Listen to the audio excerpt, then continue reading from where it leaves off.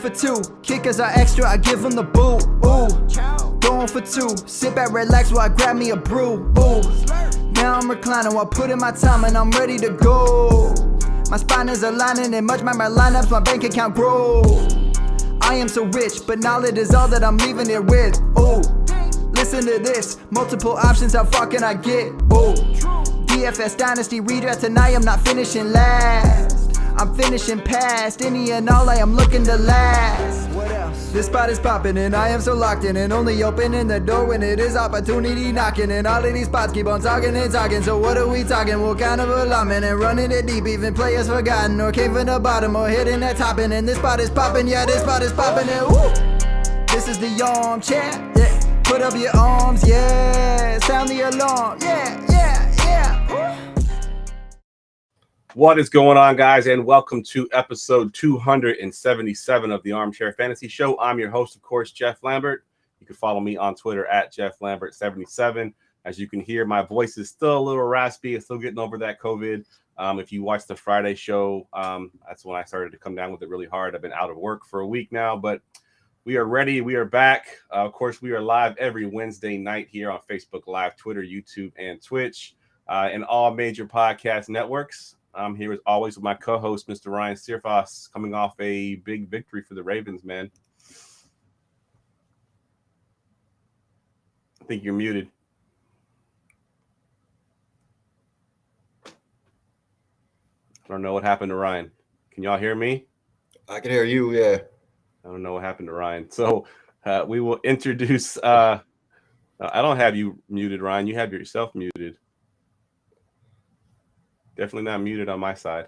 All right. Some technical issues here. Let's go ahead and introduce our guest for today while Ryan tries to figure out what's going on with his mic. Jamie, first time on the show, Jamie Perog. He's a writer for Going for Two and co-host of the Sunday morning pregame show right here on the Going for Two Live Network, 11:30 a.m. on Sundays, getting you ready for the big games. You can follow him on Twitter at Jamie Perog. What's up, Jamie? What's going on? Thanks for having me. Good stuff, man. So give us a quick rundown of what you do. I know you're kind of new to the fantasy space. You're kind of new to Going for Two. Just give us a little bit of a brief thing on what's going on with you. Well, I help run a Facebook group. It's called the Fantasy Football Discussion.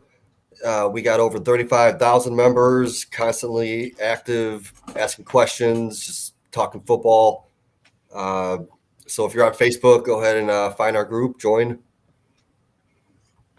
Yeah, it's a good group. I've actually been in there. There's a lot of interaction in there. A lot of the Facebook groups, sometimes you don't get the interaction. You post a question on there and like you may get one comment, but that Facebook group, you put something out there, you're going to get 10, 15, 20 comments. So it's a great group. Yeah, and I'm active on there every day. Good stuff. Ryan, do we have your audio yet? I think so. Can you hear me? Awesome. Yes, we got you. What's going on? But yeah, my boys won. I felt good. Yeah. I was wrong on who the number 2 receiver was. I don't care as long as there is one. Yeah, it's funny. I apologize. I apologize for Prochet, everybody. My bad. But yeah, I had Prochet in my orders. I had Prochet in some of my DFS lineups, and then I had the wrong receiver 3 for the Chargers too. I played Josh Palmer, and of course DeAndre Carter is the one that balls out. So I just missed on 2 of those guys. If I had gone the other way, I'd have had a really good weekend. That's the first time I used one of your DFS plays in Josh Palmer, so thanks for that. Yeah, no problem. I could help you out. All right, so we got a new segment that we're going to start this week. ep Wednesday. Let me go ahead and hit the drop, and then we'll get into it. Hey, you know what? F*** you. All right, Bleep You Wednesday is pretty self-explanatory here. Ryan, give me a guy that kind of burned you this week, whether it's a player, whether it could be a coach, it could be anything. Just give me someone that burned you this past weekend. I originally was going to go to the one who actually did, but I feel like it's too chalk and I don't want to. So I'm going to say, fuck you, Max Stafford. And completely ignoring the utter existence of Allen Robinson, even though he was wide open downfield multiple times. Like, you got this brand new toy. You were able to feed the ball to OBJ last year, but you only had tunnel vision for Cooper Kupp and a bunch of scrubs nobody knew about. Like, come on, dude. It's garbage. I blame you for all the wrong dudes Allen Robinson this week. If it keeps going, maybe not. But come on. Yeah, there's a Twitter video out there that shows Allen Robinson pretty much open on like every single play, and Stafford just would not look his way for some reason. It might be on McVay too for playing him hurt. Like he might not have the arm strength. So if that was the case, that just transfers over to McVay as well. Yeah, agreed. Jamie, who's your Bleep You Wednesday player? My Bleep You is F.U. Njoku. I thought it was really going to be Njoku season this year. I had high hopes coming into the year. He was only targeted once late in the game for 7 yards. Kind of screwed me. And that's the reason I lost the zombie league against you. I wasn't sure if Ertz was going to play that much, so I sat Ertz, played Njoku. If I would have played Ertz, I wouldn't have been a zombie. You would have gotten the victory in that one. Yep. That's what you get for trusting Browns, dude. You think I'd learn my lesson by now? Yeah, he's a Browns fan. So, I know. Yeah. I think I even saw, I haven't checked the stats, but Harrison Bryant actually had more snaps, I believe, than Njoku. They kept Njoku in more for blocking. Wow. That's crazy. And that big contract that he got, everybody was all hyped about it, and they come out and don't even use him. I'm pretty sure. Njoku played like. Someone's trying to come in and kill Ryan. What was that, Jamie? But Njoku played like 89% of the snaps. They just kept them in the block because I think they're trying to protect that second-year tackle they got, James Hudson. Oh, right. So they just kept Njoku in. Wow, that's a lot of money to pay for a blocker. Yeah. So my Bleep You Wednesday goes out to Baker Mayfield for screwing all of my shares of DJ Moore. I had DJ Moore in DFS. I had DJ Moore in pretty much all of my season-long leagues, all my redraft leagues. I had him in a few of my dynasty leagues. I think he got 6 targets. He only caught 3 of them because Baker Mayfield was so far off that he just couldn't connect with them. So bleep you to Baker Mayfield for not helping my boy DJ Moore out this year. All right, let's get into the news. You don't want him throwing to Denzel Ward, though. Yeah. Like, it was probably he was probably smart. Fair, but I still think they could have found a way to give him the ball more than 3 times. Yeah, I think Ryan's connection's going bad again. Ryan's having all kinds of difficulties. All right, let's go ahead and get into the news and notes here. News and notes from around the league. News and notes, as always, brought to you by Underdog Fantasy. Single games and single week best ball games are here. If you love fantasy football, nothing better than playing a weekly best ball league like Underdog offers. No need to wait for the end of the season to see if you've won or not. You have a chance to win every week. Download the Underdog app for iOS or Android. Use our promo code GF2 and get a deposit match up to $100 to play on the platform. Underdog is one of the fastest growing fantasy sport platforms in the market, and there's a reason for that. I've started playing some of those single week best ball leagues, and they're a whole lot of fun. I mean, they're basically short little drafts that you can do in the middle of the night. If you're bored, you just pick it up, draft a team, and then you get to watch it over the weekend, see how your team does. So it's a pretty cool thing. So definitely check that out, guys. Underdog app, promo code is GF2. All right, let's get to some of these news here. Now, the first one I got for you, Ryan, Mr. Damian Pierce. We all kind of thought he was going to be a little bit more than he actually was. Supposedly, that was the game plan all along, was to give Rex Burkhead the run and all the targets there. How do you feel about Pierce moving forward, and do you think it eventually shifts in Pierce's direction over Rex Burkhead? I think it's just week 1, and it's kind of they're not rushing him into it yet. Like, there's obviously a talent differential between him and Rex Burkhead. Like, Rex Burkhead is a journeyman in the league for a reason, and he hasn't been a starting running back in the league for ever. Like, for a reason.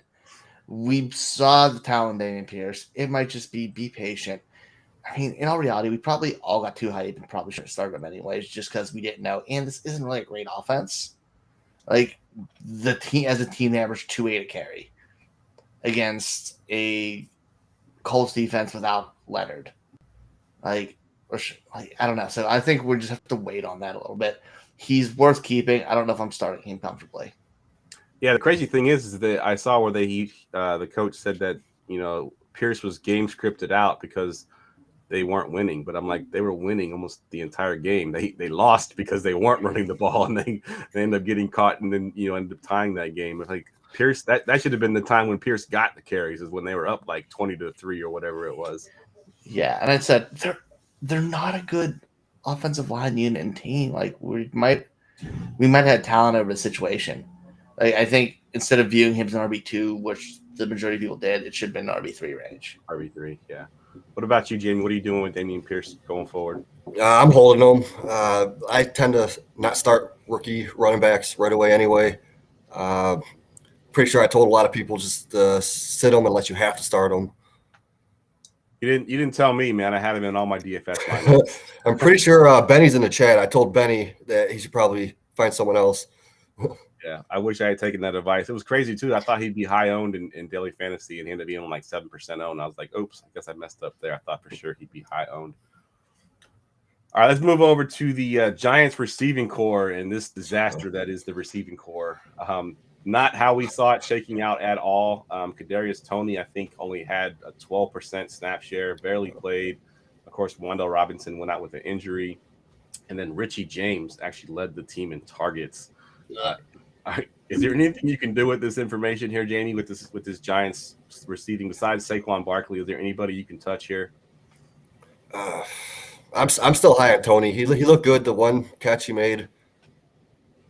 And run. Yeah, I'm willing to just hold him onto my bench, and as soon as he sees more of a target share, then I'm going to start him.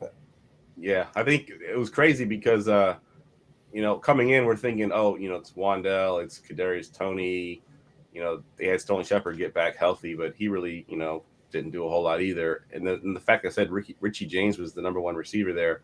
Ryan, what are you doing with this information here? Are you just kind of talking it out to week one, or? So yes, and there was a news report earlier today saying that he wasn't fully healthy and they're keeping him on a snap count, which is maybe why he had 7 snaps. No, it was, I asked an interviewer, like mentioned like in passing, and nothing else really touched on it. So I'm kind of with Jamie. Hold it, wait and see. It's worth it. I mean, the upside's there. We saw it. Like you watched him play, you watched him just destroy people in the open field. Yep. It's worth holding on to. They can't keep somebody that talented when Barkley's their only weapon on the bench. Yep. Couple of big injuries this weekend. The biggest one probably being Dak Prescott, expected to miss. Well, they came out and said originally 8 weeks, and then Jerry Jones says he can be back in 4 weeks, which I don't see that happening. But besides Dak Prescott, Ryan, are you worried about the CeeDee Lambs and the Schultz and all that of this offense here? I'm dipping everybody. Lamb probably from wide receiver 1, wide receiver 2 range. The holding him from Dak gets back. I'm just not comfortable with him as my top guy while he's hurt.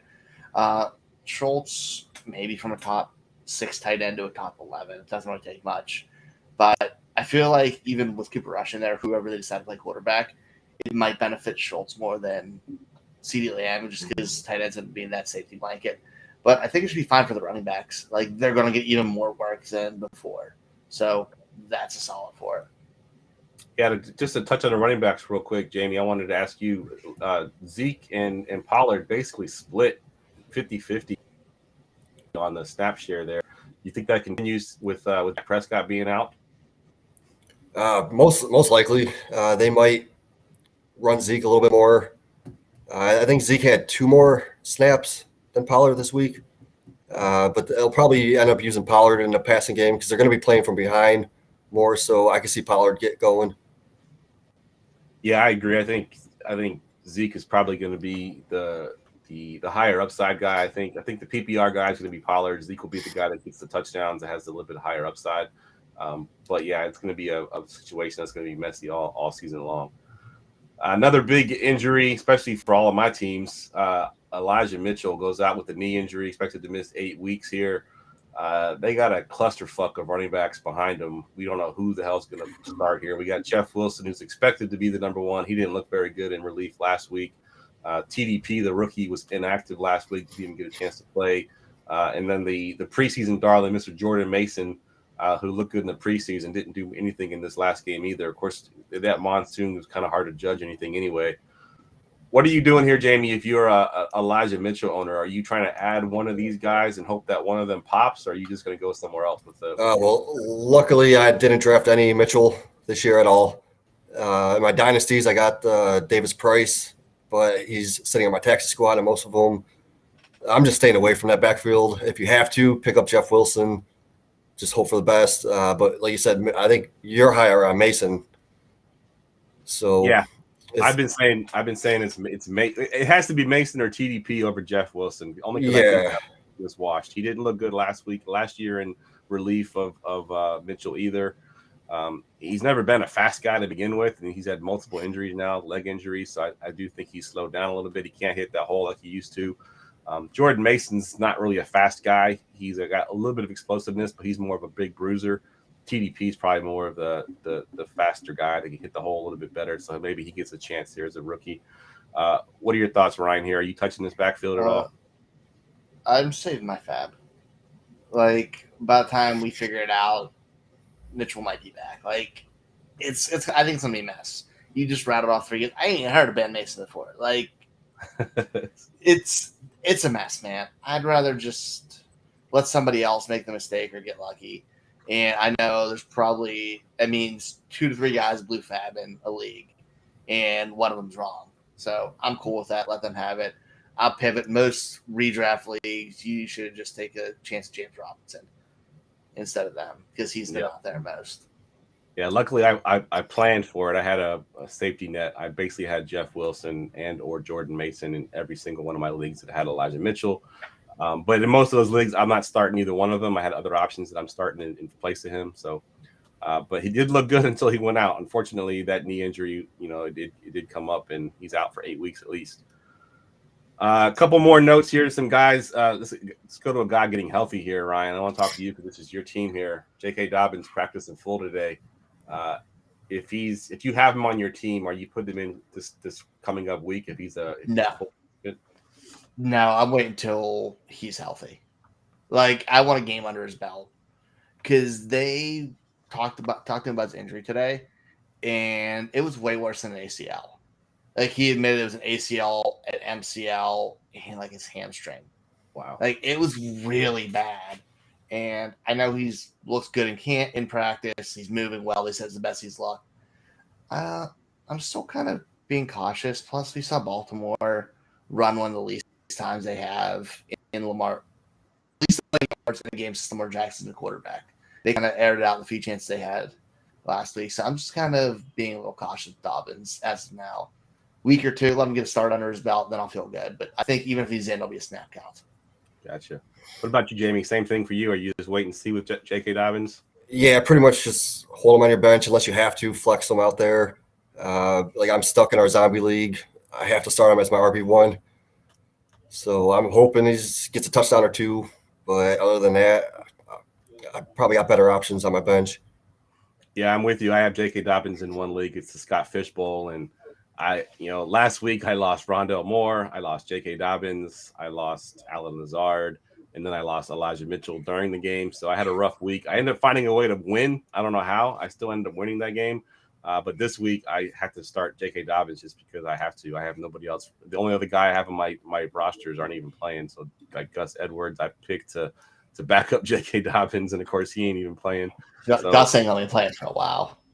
Yeah, Gus. And then when we did the draft, we didn't know that. It was still sort of up in the air. So I took Gus. And then I picked Tyler Batty, too, thinking that he might be the one. And, of course, it was none of them. It's Kenyon Drake, apparently. So go figure. That's what happens when you draft in July. All right, last one here is for the game for tomorrow night. Jamie, I'll go to you on this one. Keenan Allen is out, ruled out for week 2 against the Chiefs. We've seen in the past where Josh Palmer has come up big in this offense. Of course, last week it was DeAndre Carter that came up big in this offense. Are you comfortable starting either or of those guys? Is there one you prefer over the other? Yeah, I'm putting out Palmer over Carter. I think he'll have a bigger game. They're going to script him in. I'm really high on Mike Williams this week, so you'll hear about that later. Yep, good stuff. What about you, Ryan? What are you doing with this this news here? Hoping I don't have to start him, and hoping Mike Williams bounces back. That's it. Out of anybody, but outside of him, Williams, who I'm like 80% comfortable with, and Eckler, I'm still not really starting those guys other than like DFS. Like, hopefully my team's drafted well enough where, especially a wide receiver, have enough. But yeah, like in the comments, we need that Mike Williams bounce back because he was just non-existent. Yeah, he was just non-existent at all. Yeah, I got a lot of overs on the Austin Eckler 4.5 receptions because I do think he gets a ton of receptions. He picks up a lot of that Keenan Allen stuff that he's not getting. I also like Gerald Everett, which he had a good game this week, but he also split time with Trey McKitty, who had the same amount of targets as he did. So tough to figure this offense out right now. I think every player on the Chargers, none of them had over 4 targets. And he had like 9 players get 4 targets or 7 players get 4 targets. Herbert spread the ball around all over the place. 7 players with 4 targets, and nobody had more than 4, right? Nope. Yeah, that's tough right there. That's tough to figure out who's who. So I think Austin Eckler and of course Mike Williams are the 2 you want to play. DFS and Williams is still just a touchdown dependent. Yep, agreed. All right, we're going to do some overreactions tonight. I asked these guys to bring some of their favorite overreactions from week 1, which is what we always do. We'll overreact pretty much every single week, but week 1 seems to be the one we overreact to the most. And Jamie, since you're the guest here, let me go ahead and go to you first. Give me your first overreaction. All right, I'm going to go off the last segment, and I am not overreacting on Mike Williams' 4 targets. Yeah, because he finished with 2 catches, 10 yards on those 4 targets. And I could just see a big bounce back week for him in a shootout with the Chiefs. I did find a stat that in his last 2 games, Williams totaled fewer than 12 receiving yards.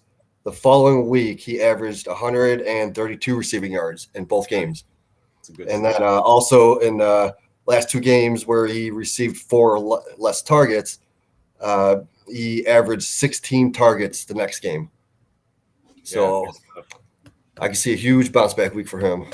Yeah, that's some good stats right there because that's definitely something that if you're a Mike Williams owner, you're encouraged. Because I think you have to start him if you have him because you probably drafted him pretty high. So he's probably your receiver too, and you're going to have to plug him in and just hope and pray that it's a good game. Ryan, what you got for your overreaction? It's kind of a combined thing. It's Breece Hall. Like, I feel like between the Michael Carter news and him only having 6 attempts on the ground last week, people are kind of poo-pooing the idea of him. But if we're looking at kind of the numbers, he had 10 targets in the receiving game. And they were in a really bad game script against a team that has a rotation of like 6 300-pound defensive linemen. Like, they're built to stop the run, and he still looked electric in a couple runs he made. Even though they got stuffed in the backfield and the others.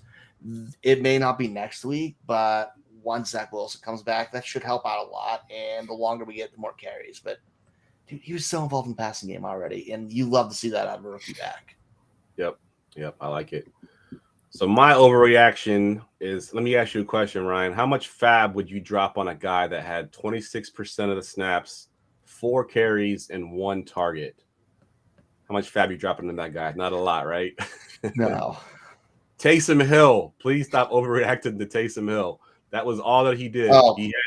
He had the one big run and he had the touchdown, but I'm not counting on that type of production every game. I immediately got mad when I saw that. Yeah, I saw it everywhere. And I get it. I hate him so much. If you're really hurt for a tight end and you need that upside, I can't see myself starting a guy that 5 chances the entire game, 4 carries and 1 target, and basically broke a long run and ended up having a touchdown in there as well. So Taysom Hill for me is my overreaction. Don't overreact to a gadget player. He's a gadget player. That's all he will ever be, as a gadget player, and you'll never know when he's going to be used. I mean, his floor basically is to have no snaps. If he's game scripted out, he can potentially not have any snaps at all. So I can't see myself playing a guy like that. All right, Jamie, give us your second overreaction. All right, sell CEH now. You have to sell him because he only had 7 carries in that game, and you would think he would have got more with the game script playing from ahead. I just don't trust them. They didn't use them a lot. And people are going to look at those 2 receiving touchdowns he had. And for the guys that only look at the box scores and fantasy points, find that guy in your league, sell him now because they're not looking at the advanced stats. And you probably get some good value out of them. Yeah, that's a good one there because I saw the stat line because I was sick on Sunday, so I kind of was in and out of consciousness most of the day watching Red Zone, and I woke up and saw CEH having a good game, and then I went back and looked at the stats. I'm like, well, didn't really have a great game. He wasn't used as much as I thought he would be used, and he really just had those touchdowns that kind of made up. Yeah, he only played. He only played 39% of the snaps. Yeah, not good. All right, Ryan, what you got for your next overreaction? I literally almost changed that one as soon as I saw that comment in the chat because that one had me riled up too. And completely made me blank. It's Russ Wilson. He had this slow start. He lost the battle to Geno Smith and a bad Seattle team. It looked rough all around. I know his yards were high, but he still got sacked. He only had a touchdown, but he finished QB 14.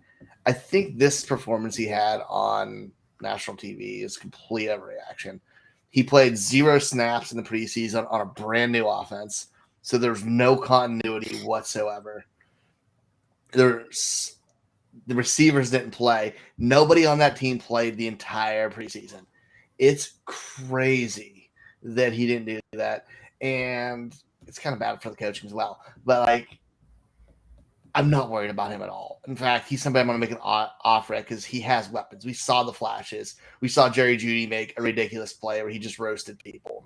Yep. We saw Sutton wide open. It's there. It's just super rust. Yep, I agree. And really, I mean, the 2 fumbles in the red zone really killed them. I mean, that's say what you will about Pete Carroll. He wasn't afraid to let Russell throw it down there in the red zone and to make a good decision, and he kept handing the ball off, which I'm fine with that, but he fumbled it twice in there, and you can't really blame Russell Wilson for that. So no. I agree. I think Russell Wilson's going to be perfectly fine. And we already saw Jeudy and Sutton probably had one of their better games in recent history, just with Russ being on the field. They were actually being utilized the way they should be. Yeah, the whole team's in a reaction. They're going to be a good football team. Yeah, agreed. All right, my next overreaction is stop buying the hype on OJ Howard. OJ Howard, 17% of the snaps. He had 2 targets all game. They just happened to be 2 touchdowns. Buy him as a speculative ad. Put him on your roster on the maybe he kind of gets acclimated into this offense and eventually is something. But people are dropping some kind of fab on him, thinking that he's finally going to break out and have this this season that we all expected him to have when he was with Tampa. But 2 targets, 2 touchdowns is not something that I want to bet on in fantasy. I want that volume, and he definitely did not have that volume. We have one more to go around, Jamie. You got 3 there? I got one more. Don't panic on DJ Moore. I still got hopes for him. Yeah, I got that one for you.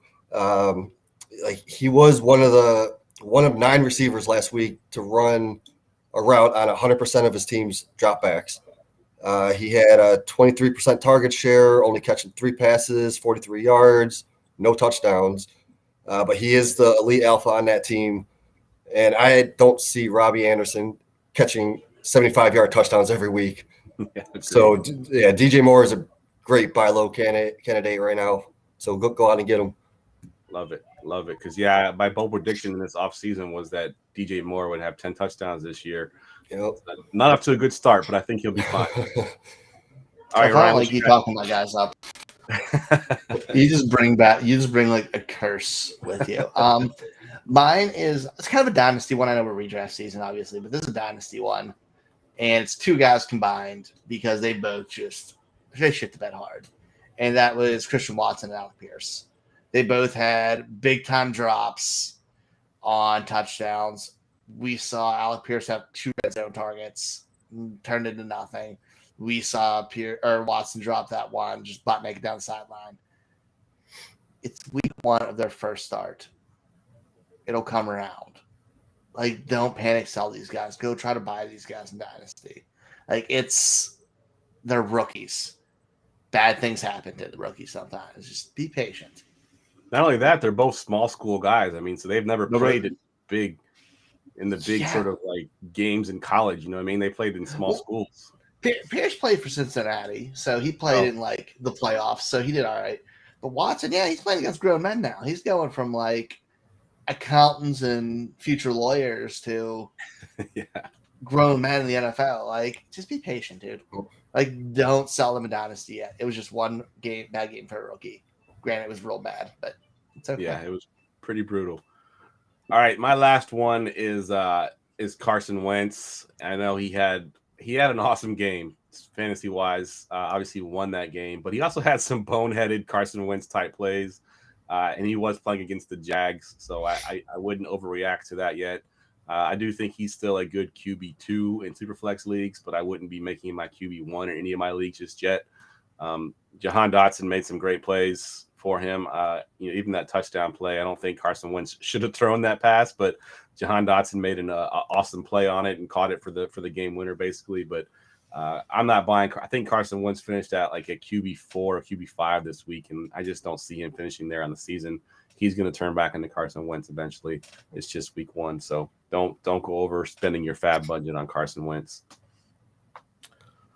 All right, we have a new sponsor. If you haven't heard, No House Advantage is changing the game by offering the most dynamic fantasy sports platform available today. It's a pick'em style contest. You can have a shot to win $150,000.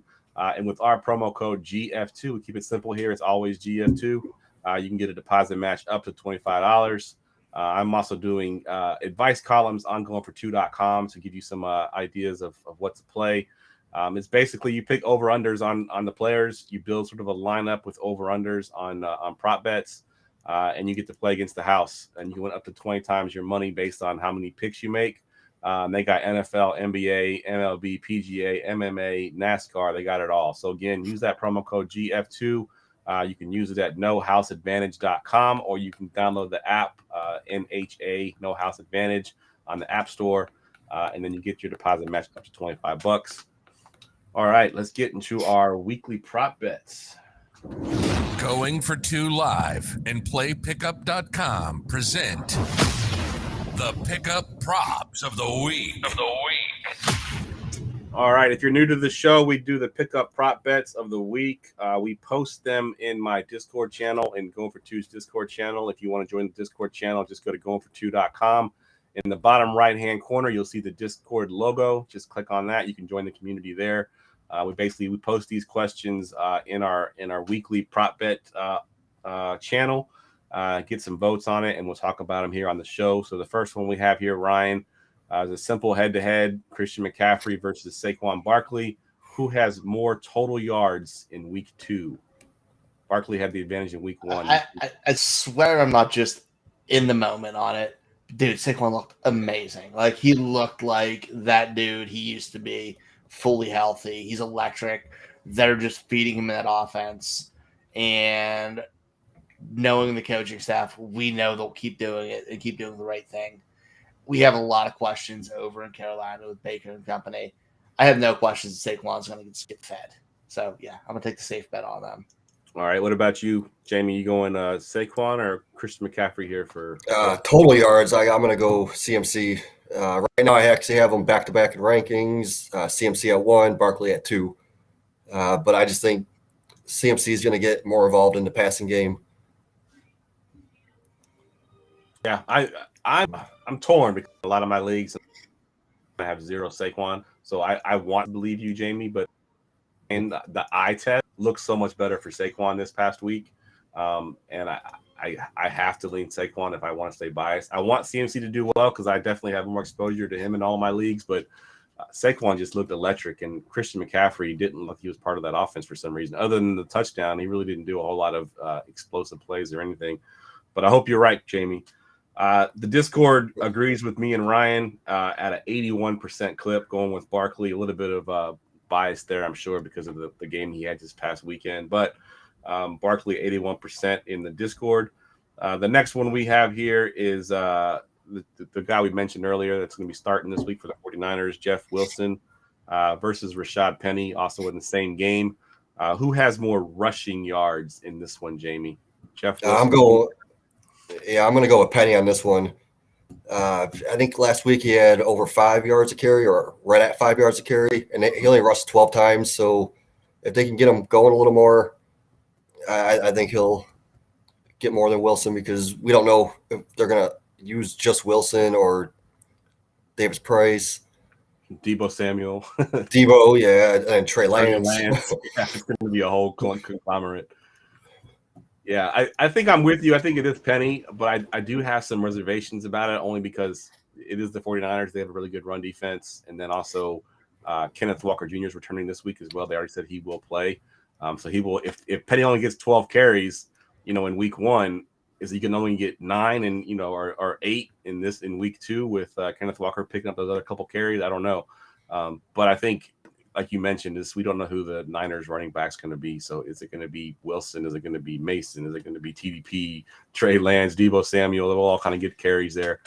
What about you, Ryan? I know you're the resident Penny hater on the podcast here. You know that meme of the monks kicking each other in the nuts and punching themselves in the nuts on the internet? That's how I feel making this pick. I'm gonna go Penny just because of fear of the unknown. And if he's in, he's going to get carries. And we don't know who is going to be Jeff Wilson or who in San Francisco. So I'm just playing a little bit safer on it. Even though I hate them both and preferably don't want to start any of them. Yeah. And the Discord agrees there at a 74% clip. They're all going with Rashad Penny. Next one up is just a simple over-under game here. Over-under Colts and Jags, 46.5 points. I know this game isn't very sexy as far as the NFL goes, but there are some good fantasy options on these teams. Obviously, with Jonathan Taylor being one of them. But over under 46.5 points in this Colts Jags game. Ryan, where are you going? In the over, both teams gave up more points than they should, and we've seen Jacksonville can make some plays. Christian Kirk was fantastic there, and once they started slow and kind of sped up as the game went on. And I mean, you had Houston put up 20 against Indy with frickin' Rex Burkhead as their RB1. Yeah. I'm going to take the over on this because it's super low, and both these teams are pretty bad on defense. Yeah. What about you, Jamie? Over under 46.5 on the Colts Jags game. So at first I was thinking the under. I thought the Colts were going to blow them out, but then I looked and the Jags are playing at home, and they own the Colts when they play them at home. So I think it'll be a pretty high-scoring game. I'm taking the over. Yeah, I'm going over as well. I think the Colts are going to come out with a little bit more sense of urgency this week to put some points on the board after they kind of shit the bed last week until about the end of the game when they started to come back. And the Jags, I think, struggled initially in Washington, but I think they eventually kind of put it together. They got some good pieces there, like Ryan mentioned, Christian Kirk, Travis Etienne. James Robinson actually looked really good, so they got some nice pieces there. Trevor Lawrence obviously will settle down a little bit, and I think he'll be just fine. So yeah, I'm going to go over on that one as well. All right, let's go back to that Chargers and Chiefs matchup here. Look at the two quarterbacks. More passing yards. Pretty simple one here, Ryan. Patrick Mahomes, Justin Herbert. Who are you going with? More passing yards. Did you see how good Patrick Mahomes looked with the loss of Tyreek Hill, just spreading the ball around, just roasting people? I'm not betting against him this year on this. Like, he's clicking, and yeah, I have no doubt. All right, you going Patrick Mahomes? What about you, Jamie? You staying with Patrick Mahomes, or you going Justin? Yeah, this one's a coin flip for me, but I'm gonna still go with Mahomes.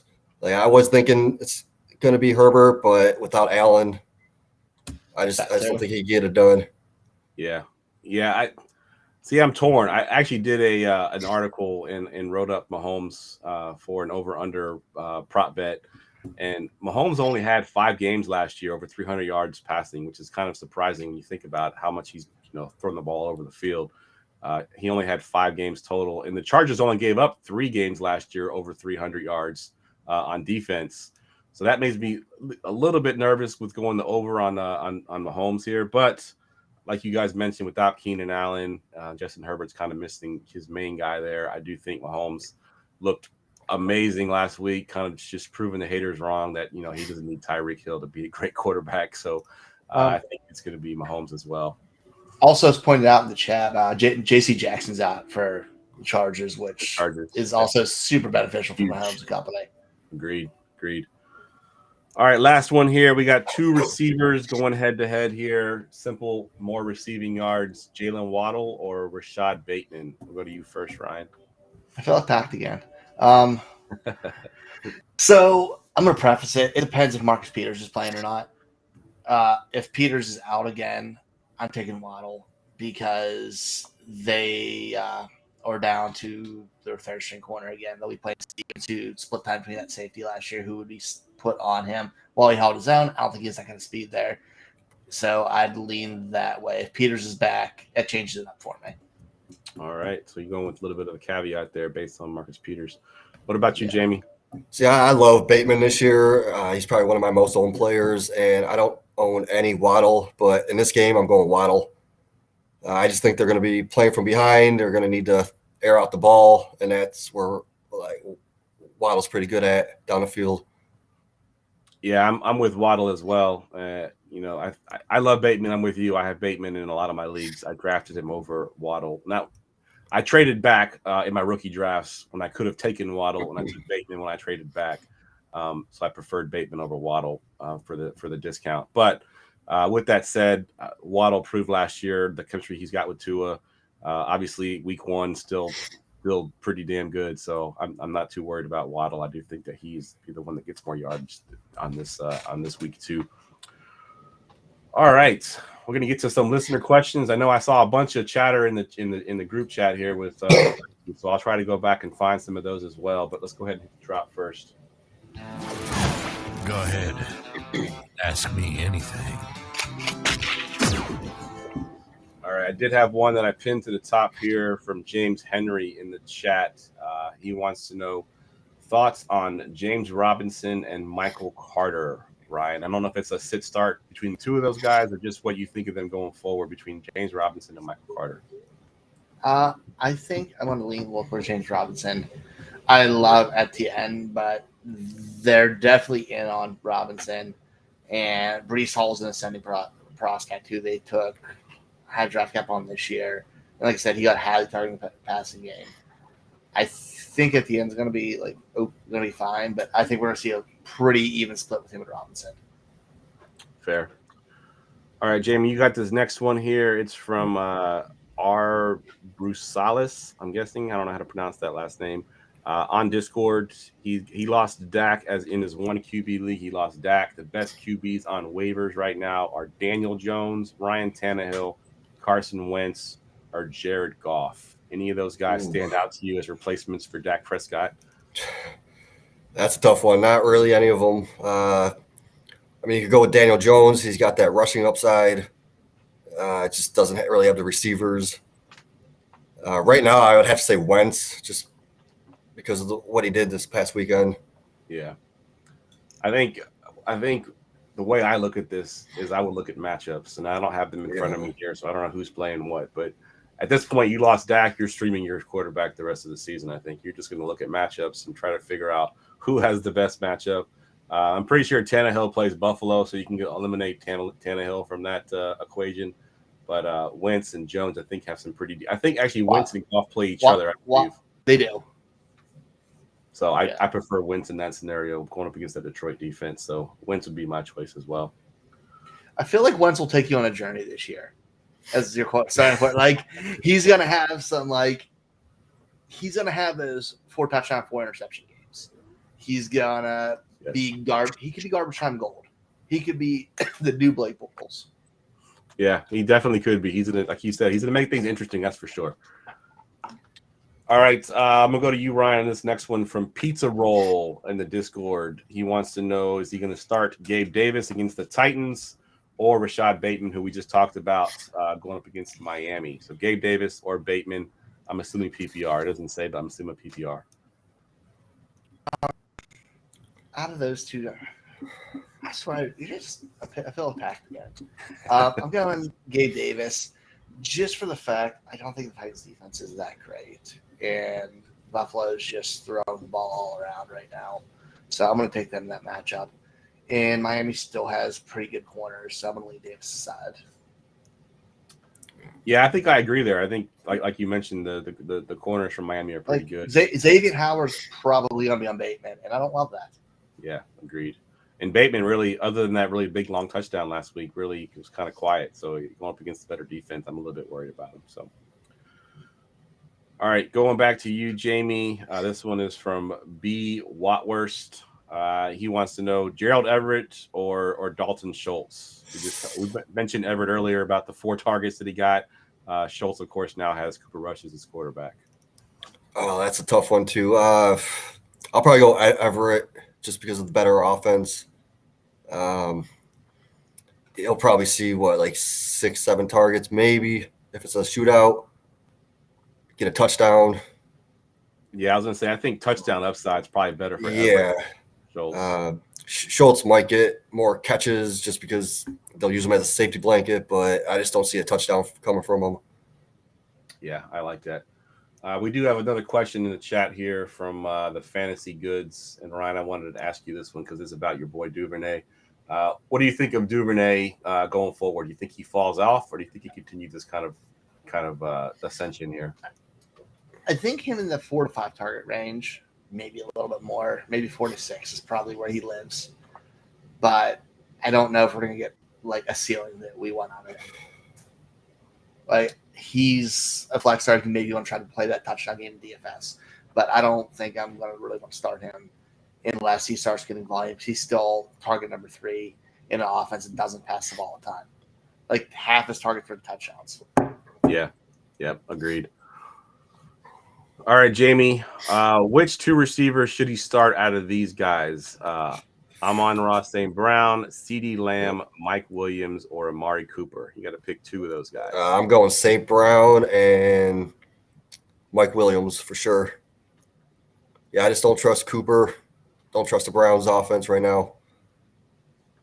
And CeeDee Lamb, Just not same without thing. Dak? No, not without Dak. Like, he did not look good. They didn't really target him that much.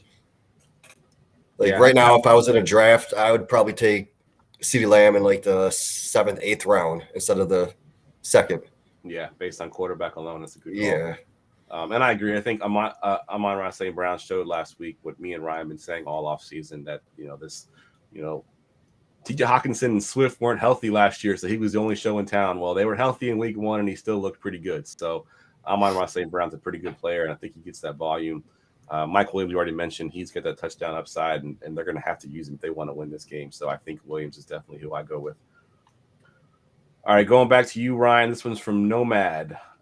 He wants to know, what do we think of Akers going forward? He says an owner wants to bail on his league.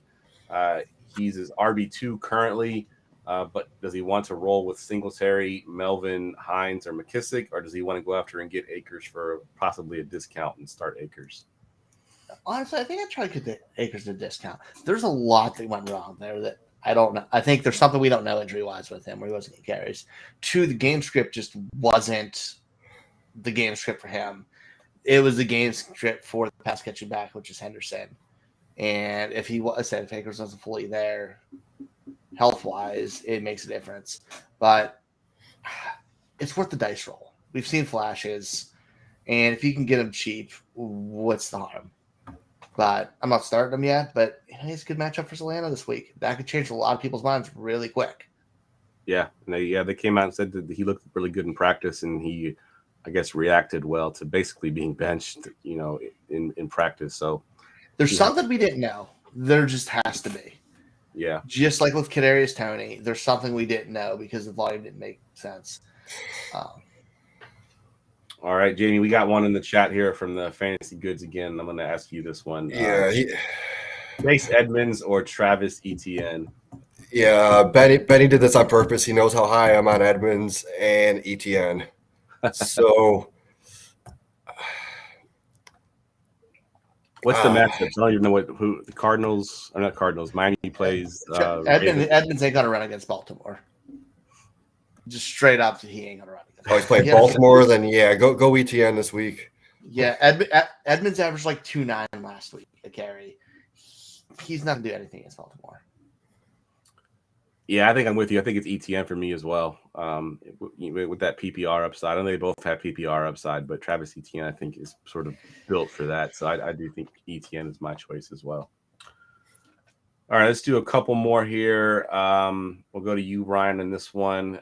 He's got to start one of these guys in full flex PPR: Allen Robinson, AJ Dillon, or Curtis Samuel, full PPR. AJ Dillon. They seem to really like him. He got much more involved in the passing game than anybody expected. They're going to lean on those running backs in that offense because we saw what the receiving core looked like. AJ Dillon's good, man. And the other two are huge question marks. Curtis Samuel still Curtis Samuel, whether he had a good week or not. And Allen Robinson, we have no idea what that situation looks like. Yeah, I'm with you. Go with the safe one there. I think even if Robinson had a decent game, not a terrible game, if he had a decent game, I think I'm still going AJ Dillon just based on the fact that he's a running back. He's going to get his touches. He was still RB 10 last week. Yeah, I mean that wasn't standard. I'm sorry. I have no idea why standard came up. That's ridiculous. Still 10 in PPR. Like, he's fine. Yeah. Or 9 in PPR. Like, I'm cool with him. Yep, agreed. Another Allen Robinson one here for you, Jamie. Do I start Allen Robinson over Isaiah McKenzie, Treylon Burks, or Sky Moore? And then he says if you do start one of them, he can flex one of the other receivers over Damian Pierce, Albert O, and Pacheco. So basically start 2 out of those 6 guys. Which ones you going with? I'm going to go Allen Robinson. Last year when Woods in week 1, he didn't do well at all, but then they got him more involved in week 2, and from there he just blew up. So out of all those guys, I'm going to start Allen Robinson. And then what was the other options? So the other ones were Damian Pierce, Albert O, and Isaiah Pacheco. Go Pacheco. I don't trust CEH. It's going to be a high-scoring game. I know they only used him at the end, but he had 12 carries, and he looked good on all of them. Yeah. He looked better than CEH did, that's for sure. He just didn't have the points that CEH had. Yeah, I like that. I think Robinson for sure. I think McKenzie. I like McKenzie. I like Burks. I like Moore. I want to see it from them. Yeah. Obviously McKenzie had a decent week 1, but Al Robinson's still the guy you drafted. Go with Robinson. All right, we got another one in the chat here from Breedlove Gaming. This one's for you, Ryan. Kirk Renfro. I'm assuming Allen Robinson. Or Adam Thielen, who to start in PPR. This is his receiver 2. Kirk, he had 12 targets, 112 or 117 yards. Dude, he was the apple of Trevor Lawrence's eye, and he showed that maybe he wasn't paid as a joke. Like, he looked really good there as the man. And the other guys, it's one of those things, question marks versus something we've seen just show out this week. He's the dude there. You're not getting targeted like that for no reason. Yeah, and they're starting to play him in the slot, which he is more of a slot receiver. Yeah. Anyone people with 12 targets were all big name wide receivers this week. Like, nobody snuck in and gets that kind of volume. It was legit him getting that. Yep, I agree.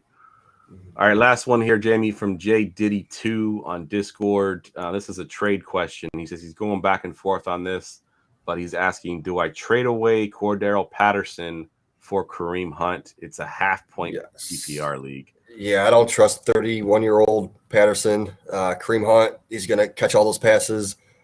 I actually was kind of high on Patterson last week, thinking he was going to get a lot of passes, but they ran him a lot, and that's how he got most of his fantasy points. I just don't see Algier was inactive, so they could get him going. As a Browns fan, go Kareem Hunt. Yeah. Kareem Hunt is the reason I finally traded away Nick Chubb in my main dynasty league because I shouldn't say he frustrates me. The coaching staff frustrates me. Nick Chubb gets all the way down into the red zone, and they pull him out and put in Kareem Hunt every time. It pisses me off. I'm like, you know what? I have to get rid of him for that reason. And Kareem Hunt looked good. He did. He definitely did look good. All right, let's get to our last segment of the night. Get ready for goingfor2.com's Forgotten Fantasy Player of the Week. All right, Jamie, give us your Forgotten Fantasy Player of the Week. All right, so I wanted to pick someone from the first year I ever played fantasy football back in 2004 who was on my team that helped me win, and it's Muhsin Muhammad. That's a good one. He played 11 years with the Panthers, 3 years with the Bears. I believe it was 1996 to 2009. I got his stats. He finished with 860 catches, 11,438 receiving yards, and 62 touchdowns. But in the year that I got him in 2004, he ended up being the number one overall receiver. And I think he was in the top 7 overall players that year. I think he led the league in touchdowns, right? Touchdown reception. Yeah, he had 16 touchdowns, 160 targets, 93 catches, 105 yards. Yeah, that's big. Yeah, and I think I got him on the 4-5 turn because I was the number one pick that year. Drafted LaDainian Tomlinson with my number one pick over Holmes, which was a good decision because I was tossing up between those two. When I came back, I got Owens, T.O., and McNabb. nice. So I had that stack, and that was that year they had a big year together. And then I want to say with my next two, that's when I got Muhammad and possibly Tony Gonzalez. Nice. That's a pretty solid squad right there. Yeah, I believe my whole team that year was in the top 50 players overall. Nice. Yeah, that's a good team right there. And Muhammad he was big that year. I mean, I remember that 16 touchdowns. If I'm not mistaken, he didn't come close to that any other season as far as touchdowns. No, eight was his next highest. Yeah. Well, after that year, he went to the Bears for 3 years, and then he came back to the Panthers for finish up his career. I think 2 years there. Yeah, he was a beast that season. I mean, he was a beast overall for his career, but that one season he was a true monster. I mean, that 16 touchdowns was a beast. I think I had him on one of my rosters back then as well. All right, guys, that wraps the podcast up. Let's go around the room real quick. Give us your Twitter handle one more time, and if you wanted to plug anything, we'll go to you first, Jamie. You can find me on Twitter at Jamie Perog. I'm going to be the Start Sit Show with Going for Two every Sunday morning, so come ask your questions. And then just go to Facebook, join our fantasy football discussion group. And we actually started a dynasty one, the FFD Dynasty Dominance. It's not as big. It's only got about 800 members so far, but we just started it a few months ago. Yeah, what was the name of the group again? The Fantasy Football Discussion Group, right? Fantasy football discussion, yeah. Yep. Yeah, definitely. Just search that up on Facebook, guys, and it'll come up. It's one of the biggest groups out there. I think it's 35,000. 35,000 members and growing, yep. Yep, good stuff. All right, Ryan, what you got? Best same as usual. Find me at Foss534 on Twitter. Find me here every Wednesday night at the Armchair Fantasy Show for Going for Two, and find me over at the Rookie Big Board. The Dynasty Big Board podcast comes out Wednesday mornings. Good stuff. All right, guys. As always, you can follow me on Twitter at JeffLambert77. The guys on the network were giving me a hard time because I wasn't plugging their shows. So I'm going to plug a show every week this time. So tomorrow night, Thursday night, is the Dynasty Gambit pregame show at 7 p.m. I know they're going to be doing some buy low, sell high type guys for tomorrow, and obviously previewing the Thursday night matchup. So make sure you check those guys out. For Ryan, for Jamie, I'm Jeff. We will see y'all next week.